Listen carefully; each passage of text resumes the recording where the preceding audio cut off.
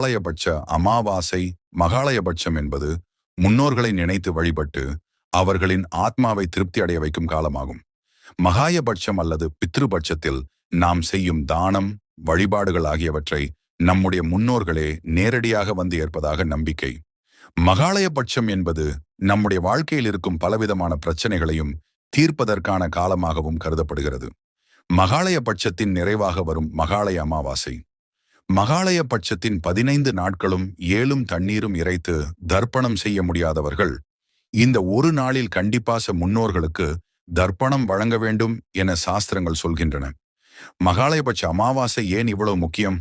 வருடம் முழுவதும் அமாவாசை விரதம் இருந்து முன்னோர்களுக்கு தர்ப்பணம் செய்தால் அவர்களுக்கு இருக்கும் பித்ரு தோஷம், பித்ரு சாபம் போன்றவை விலகி வாழ்வில் இருக்கும் அனைத்து விதமான துன்பங்களும் விலகுவதுடன் பித்ருக்களின் ஆசியும் தெய்வங்களும் அருளும் கிடைக்க